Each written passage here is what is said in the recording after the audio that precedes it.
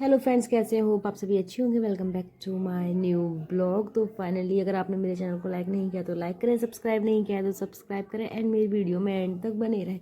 तो अभी मॉर्निंग के हो रहे हैं 5:30 एंड यहाँ पे सडनली मैं आ गई थी अपनी स्टडी टेबल पे एंड यहाँ मैंने अपनी बुक्स खोल ली थी जो हमने कल पढ़ा था।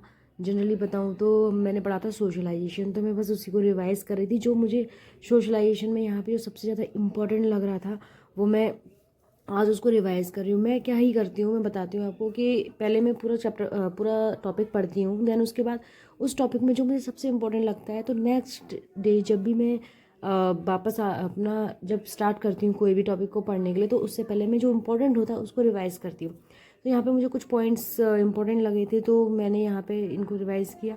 एंड सोशलाइजेशन अपने आप में बहुत वाइड टॉपिक है कह सकते हैं एंड बहुत ज़्यादा है। इसमें एजेंट्स ऑफ सोशलाइजेशन के हमने पढ़े थे, तो कौन कौन एजेंट्स होते हैं? तो family, education, religion, pair groups, economic status, legal systems. ये बहुत ज़्यादा इंपॉर्टेंट होता है कि हमें कभी कभी क्वेश्चन पूछ लिया जाता है कि एजेंट्स ऑफ सोशलाइजेशन, तो ये हमें याद करके रखना है कि जो भी सोर्सेज हैं जिससे हमें ये इन्फॉर्मेशन गैदरिंग होती है तो वो सारे के सारे एजेंट्स होते हैं सोशलाइजेशन के। तो ये चीज़ हमें यहाँ पे याद रखनी है। एंड यहाँ पे 8 है। देन उसके बाद आज जो मैंने नया टॉपिक स्टार्ट किया था वो स्टार्ट किया था प्लास्टिसिटी। इसको स्टार्ट किया था आज ने, जो कि चेंजेबिलिटी भी है, मॉडिफिएबिलिटी भी है। Plasticity is life span. Plasticity की अगर बात करें तो ये इसमें दो पार्ट्स में डिवाइड है, that is continuous and environment childhood. Neuroplasticity, how experience change the brain environment. in plasticity nurture is important environment and plasticity is flexible। तो ये चीज़ हमें पता है कि जो प्लास्टिसिटी है वो फ्लेक्सिबिलिटी है इसके अंदर। ब्रेन प्लास्टिसिटी जो है वो 2 टाइप्स की होती है। ये 2 टाइप्स, ये दो उसमें डिवाइडेड है। ब्रेन प्लास्टिसिटी है तो इसमें फर्स्ट आ जाएगा structural and second is functional. तो यहाँ पे फाइनली मेरी जो टॉपिक था वो कंप्लीट हो गया था। Then I will come back to my kitchen and यहाँ पे सबसे पहले तो मैंने बनाई चाय, क्योंकि ऐसा लगता है कि थोड़ा सा चाय पीने के बाद मुझे थोड़ा फ्रेश अप फील होता है। आई थिंक किस किस को फ्रेश अप फील होता है और कौन कौन इसको मिस करता है, तो मुझे कमेंट करके ज़रूर बताएं।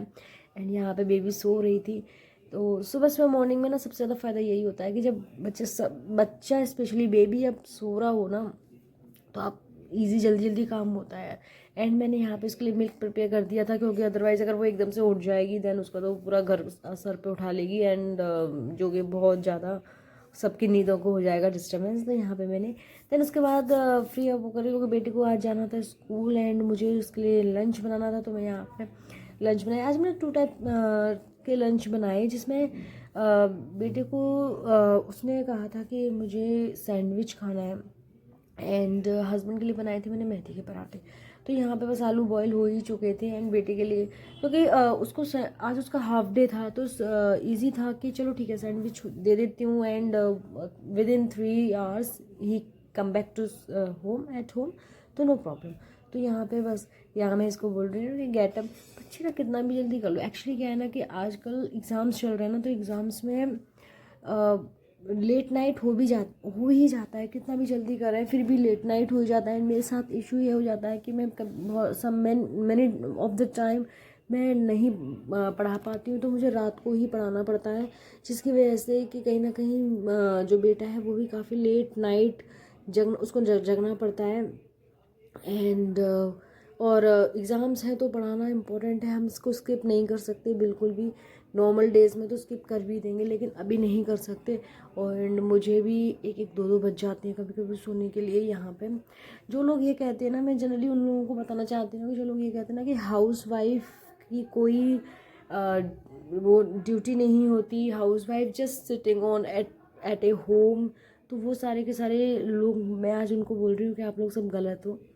अगर आप घर के जितने भी काम है ना आप उनको कैलकुलेट करके देखो ना, तो एक हाउसवाइफ इतने काम करती है ना कि आपके 20 से 25 हज़ार रुपये मिनिमम 20 से 25 हज़ार रुपये आपके चले जाएंगे, फिर भी आपके घर को तब आप हैंडल कर पाएंगे।